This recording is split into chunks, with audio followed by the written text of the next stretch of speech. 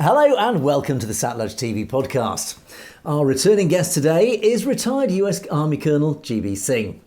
Colonel Singh, amongst many things, is an expert on the Indian Constitution, being one of the very few people in existence who has researched and analysed the huge mountain of documentation and events that led to the establishment of the Constitution.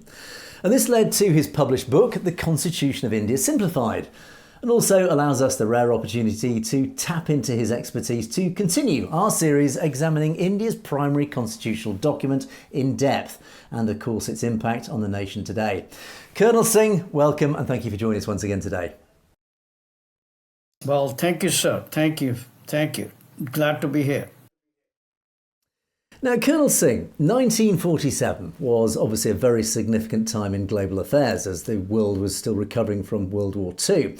India, of course, finally achieved its independence and thus needed, as a matter of urgency, a constitution. But, as we've discovered in our previous discussion, there were several key stakeholders outside of India who wanted to integrate their agenda into this document, not least, of course, the communist Soviet Union, as we discussed in our last conversation. But as part of our discussion today, of course, the British still had a stake in at least influencing affairs. And as we take a more detailed look at the contents of the Constitution, I just wanted to start off by looking at one of the world's most high-profile figures at the time, Winston Churchill, who had, of course, a lot to say that turned out to be very relevant to the future of India. Now, Churchill made a very famous speech in March 1946 known as the Iron Curtain speech.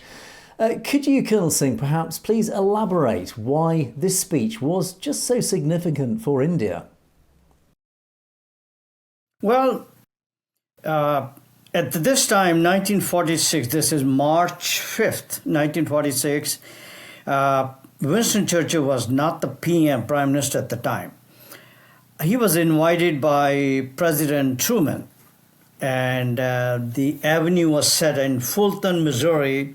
There's a college called Westminster College. And that's where Winston Churchill gave a speech, what we refer to as Iron Curtain speech. It's a great speech. It's available on the online. One should read it. But he really laid a warning to the world that Iron Curtain has descended upon especially the Eastern European countries, or the countries that Stalin had taken over and had a full control on it. So he really laid it out and put it out as a sort of a warning. And in some ways, it is also formally a start of the Cold War, even though Cold War may have started a little bit early. Now, that's 1946. Now, 1947, of course, the British left the subcontinent, India, Pakistan, all that. Now, what surprised me here was that warning that Mr. Churchill gave. Now, he had, if you go back much earlier, he had been warning Indians also as to what would happen once the British leave the subcontinent. He had been warning what's going to happen here. And those are beautiful words. I don't think we have the time for today. But anyway, moving on to 1947, that warning, Iron Curtain descending upon India, should have been warned, and people of the subcontinent should have been alerted what is about to descend upon that. Tragically, that did not happen. Nobody sounded the alarm from Winston's side, as well as anybody, not even anybody from within India. Nobody sounded the alarm. Watch out, the Iron Curtain is about to fall on us. I think that's where the connection comes in to the rest of the stuff that we'll be talking. And there was one thing I did pick out, a very interesting paragraph in his speech, which actually less relevant to the Iron Curtain, but more relevant to the growth of Nazi Germany. And he did actually say, and I'll quote that part of the speech, and I find it, I don't want to get off topic here, because it's very relevant to India today. It says, "Last time I saw it all coming and cried aloud to my own fellow countrymen and to the world, but no one paid any attention. Up till the year 1933, even 35, Germany might have been saved from the awful fate which has overtaken her. We might have all been spared her miseries, or the miseries Hitler let loose upon mankind." There never was a war in history easier to prevent by timely action, etc., etc. And he goes on. So, yeah, he clearly had a very good and powerful handle on global events. And he had this, because, of course, he is a global and was a global statesman with a huge amount of experience and knowledge. He could foresee where things were going. And clearly, yeah, he could see where India was going at the time. In fact, another time we can look into it, his warnings to the Indians long before the British left the subcontinent. Those warnings we should have paid attention to, but we never did. And in fact, nobody did. Hardly any, very few people I've ever met who know about those warnings that Winston Churchill used to deliver to the Indians. But that's another time. We can look into depth because those are absolutely fascinating descriptions of his pertaining to the subcontinent. Okay, but let's get back on topic, Colonel Singh. Let's steer it back towards the Indian Constitution. Yeah. Now, of course, we've talked about the integration, should we say, of the Soviet Union's agenda into the Preamble particularly. And of course, Winston Churchill himself did recognise at the time, the descent of the Iron Curtain. He did see, he was very diplomatic in his language. He had a lot of respect for the Russian people and its leadership. But underneath, there was this very clear message that communism is a very clear and present danger to democratic societies, and particularly to the democratic West. So, of course, we talked about the Soviet Union's influence on the Indian constitution. How do you think Winston Churchill's influence then, in his speech and at the time, how do you think his words at that time started to influence the events around the institution of the constitution? Well, when it comes to India, I don't think that Iron Curtain speech had any inkling there. The reason here is a lot of people in India, because I was born after. When I was growing up, Winston Churchill was looked down upon. He was not a well-respected figure. People used to call him a racist. And when you call somebody a racist, you put that guy down. And from there onward, there is really not much there to learn from. Until I came on board and I started to tell folks, man, there's a lot to learn from this great man. He really is a statesman. But as I said, a lot of Indians, we were all grown up listening that the guy was a bad guy, he was a racist and so forth. So we never paid any attention. So I can tell you right now, I've gone through the literature. In the making of the Constitution, I see just about absolute nothing. This warning that Winston Churchill had given by the time the Constituent Assembly in India got together, there's just nothing on Winston Churchill I could find. So in other words, they ignored it, simply ignored it. And Indian people, I don't think they knew anything about that either. They were more happy in their blissful ignorance. And Winston Churchill's warning just never made it there. And I think that, the concern there immediately is I can understand in the context of India trying to, essentially fighting for its independence, it still sees the British as the overlord that they're trying to throw off, and they almost see the British as the enemy. So, of course, there's this clear agenda to dismiss Winston Churchill as somebody who should not be listened to, and his advice should not be listened to. But bear in mind, I guess, that India still retained all its political and legal infrastructure from the British Empire. Its whole foundations were based upon British, essentially old British foundations. So to dismiss his advice at that time, just through sheer, disgust more than anything else, is irresponsible at the very least. That's right.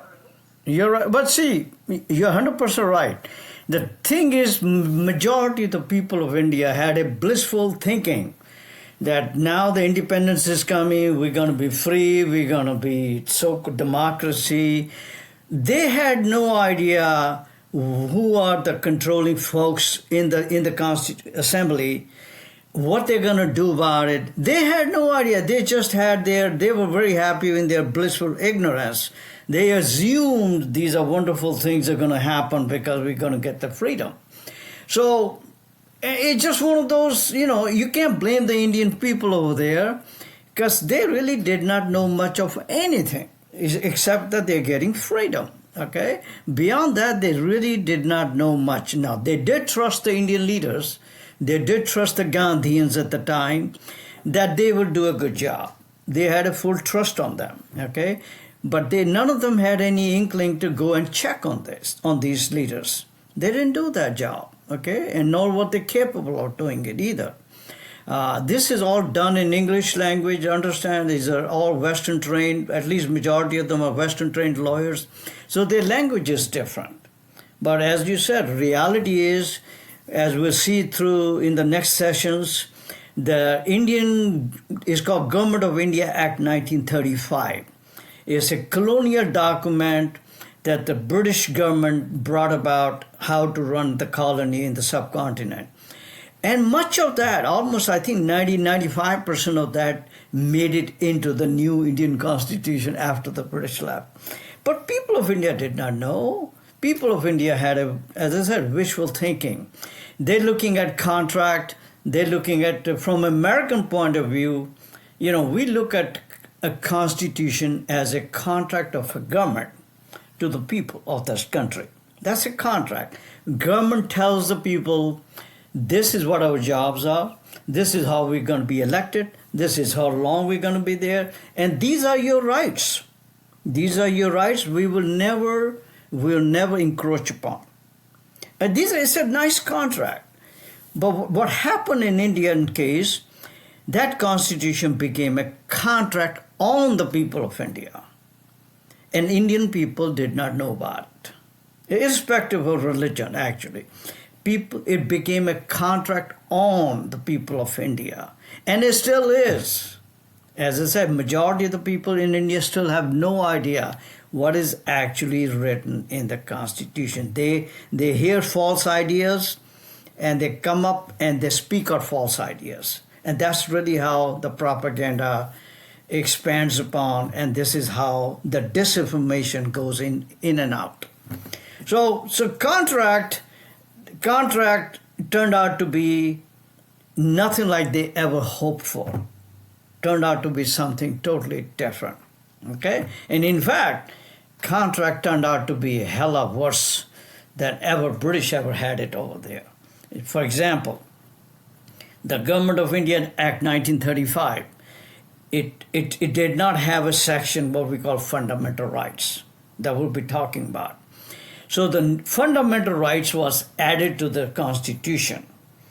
And as we're going to be begin to go through article by article, you will find one thing: there is absolute no individual right guaranteed in the Constitution. No kidding. But people of India think that we are guaranteed the fundamental rights which were not available during the British time. See, it gives them a pleasure that now we have our own constitution that gives us the fundamental rights. When in reality, there is not a single guaranteed fundamental rights given to India. According to the Constitution, all you have to do is read it. Now, what it turns out to be, and as we will go through step by step, these are fundamental rights of the state. That state, the preamble we talked about last time, a communist state, a totalitarian state, a dictatorial state. These are their fundamental rights. That's what they really are. But the Indian people think otherwise. They think it's their rights, but they never again have the ability to check on it. And I've shared this Indian Constitution with so many Indians. And you look at their face and you can't believe it, what they're reading. Okay? So that's a nice setup as we begin to move forward, that this is our first time. This is the first time after 70 decades later, I think the people are going to find out that warning that Winston Churchill was giving, that is relevant to us also. It's the first time it's going to come out. Okay? Okay, well, and thanks to you for bringing this out. Yeah, no, it's a pleasure, and I think that is now is the time we can start looking at these fundamental rights supposedly written into this constitution. Exactly. And as we did discuss in our last conversation, of course, the preamble that was essentially, as we've discovered, was a great marketing document. It was a mission statement making these great, wonderful claims that clearly are not reflected in the actual contents of the Constitution. So on that basis, Colonel Singh, well, let's take a look then at Part 3 of the Constitution. Let's have a look at what it says there. Sure. Now, before you do that, let me just also make it very clear. When we talk about fundamental rights, in America, at least because I'm an American from American point of view, we look at fundamental rights from an individual human being. These are fundamental rights that pertain to individuals. So when I began to research on India, I was told that these fundamental rights are essentially copied from the American Constitution. The first 10 Bill of Rights, first 10 amendments, they're called Bill of Rights. And you look at those Bill of Rights, you say, wow, this is great. Until you check on it and you realize, not really. When you read the details, it changes everything. The devil is in the details, not in the title. The title just says fundamental rights. It's Part 3 of the Constitution. It just says fundamental rights. It does not say fundamental rights of who until you read it and read it carefully. So I think let's go from that angle, and if there's something else comes up, we can talk about that. Yeah. So keep that in mind. You're looking for fundamental rights of the individual citizen of India, irrespective of religion. That's what we are to be looking at. What individual, a human being, what kind of rights do they have according to the Indian Constitution? That's the focus point. That's where you measure what it is and what it is not.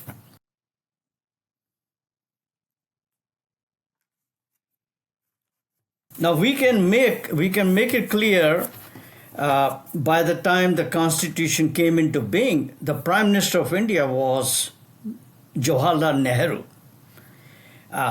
Which often is actually, I've been told, rightly so, that he and Mr. Patel, the Home Minister, the number 2 guy, they were actually the fathers of the Indian Constitution. Their imprint is everywhere. I tend to believe that. Now, Mr. Nehru is an enigma to a lot of people, and in India we used to call him Chacha. When I was growing up, he was our Chacha, means uncle. He was our uncle. He was that close to us, okay? And we loved him because our Chacha, the uncle, was everywhere, at least in New Delhi when I was there. Now, but none of us really knew much about him, what actually he believed, even though his autobiography had been out. First one was published in 1936. This is long before the partition date. And the last edition came out in 1941, if I remember. Now, none of us really actually read it. We heard the rumors about it, but nobody actually paid attention. Now, when you read it, very clearly it comes out that this man deeply influenced by USSR, Soviet Union's communism. And of course, he uses the word communism, socialism interchangeably. There's no difference between these two words. But he's deeply influenced by communism, deeply influenced by Soviet Union, Soviet leaders. And you can see right there, if he's influenced by that ideology, it is going to make it into the Constitution. The thought process, he's going to make changes, drastic changes into the Indian society. And the only way he could think of doing it, and that was through communism, through the model of Soviet Union. Right at the time when Joseph Stalin was the head of the country in Soviet Union. So they're looking at Soviet Union as a model, okay? And it made it right into the Constitution. And the best way to check on that, we looked into Preamble last time, you look into the fundamental rights. And as a feature of communist state, communism, they never guarantee any fundamental rights. It do not exist within the body of communism. And that's exactly what you will see in the Indian Constitution. Okay? So there's something very important to understand what was going on here. Now, before you look into this, at the Constituent Assembly, there was an advisory committee. Which advisory committee had 4 subcommittees. One of them was fundamental rights and the other one was minority rights. Now, I had all the records with me, what really went in those subcommittees, okay, who was doing what.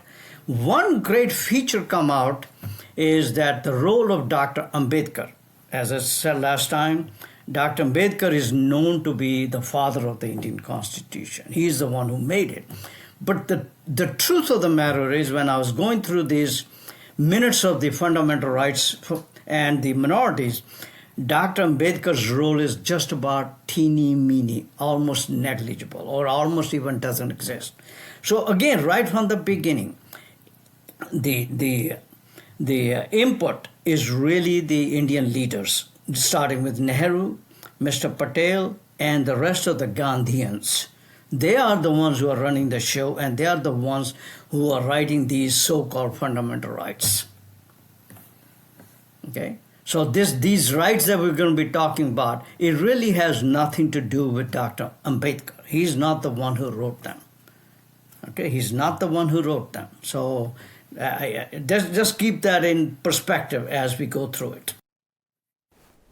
Yeah, and I think it's also worth making the point that at this point, and this again refers back to Churchill's warning about the Soviet Union, is of course in the global context, the Soviet Union are now looking, they're seeing the British pulling out of India, they're seeing opportunities, because of course the Soviet Union has their own agenda. They are trying to spread their philosophy, their communist philosophy, as far as they can. And they are now witnessing the British, the great British Empire pulling out of India, which of course is going to leave a vacuum.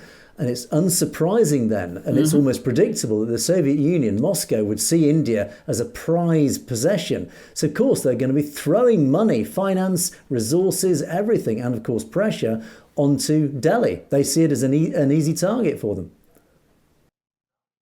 Exactly. And the Indian leaders were ready for that kind of stuff, because they were already tuned in with the body of communism. So it was not a disconnect between the two. It went right in. Now the other thing, one more thing is, in Mr. Nehru's autobiography, I have been looking into it, what brought him to learn communism. Like I learned communism at the University of Oklahoma, okay?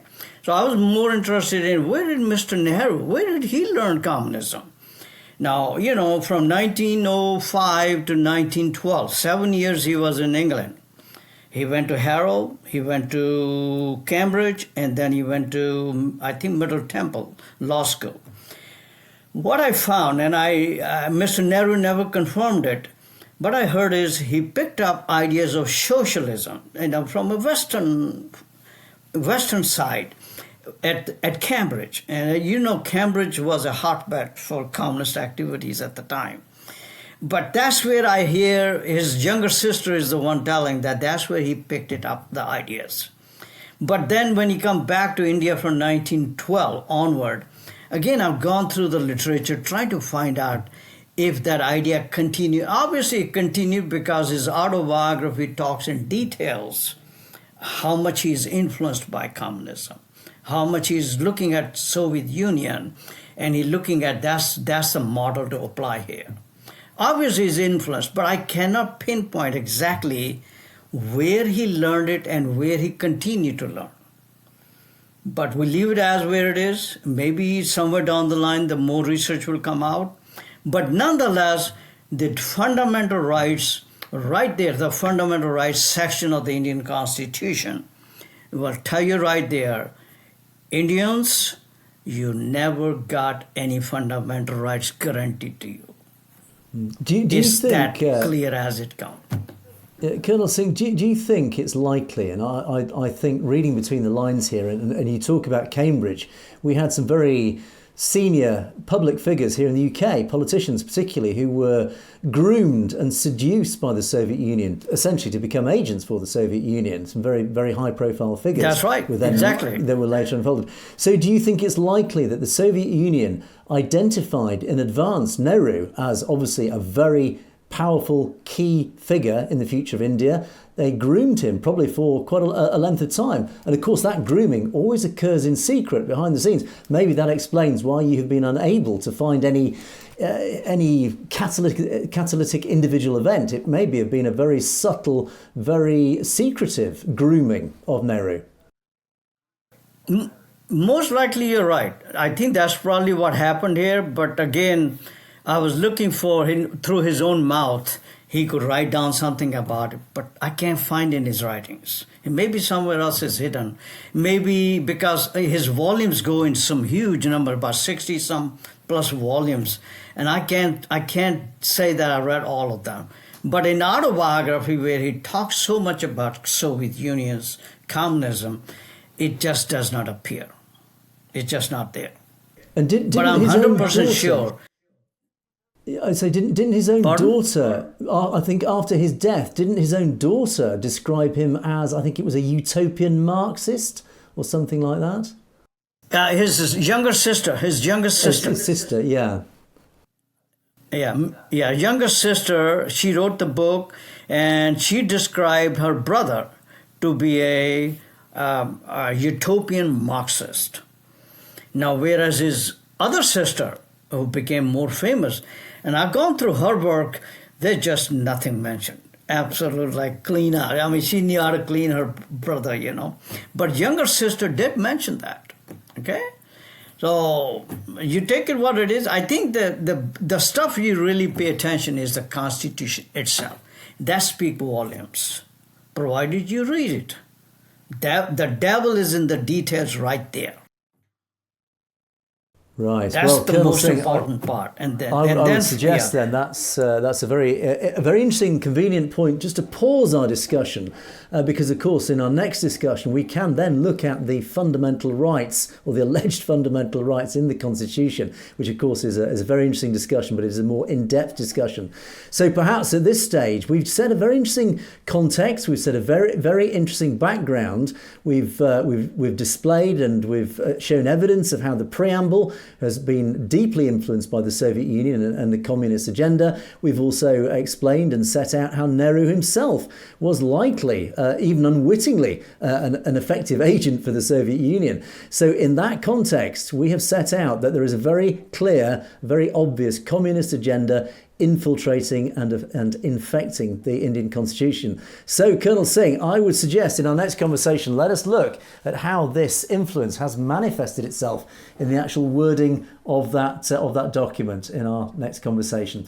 But Colonel Singh, in the meantime, as always, it's been an absolute pleasure to have you talking with us today, and I look forward to our next discussion.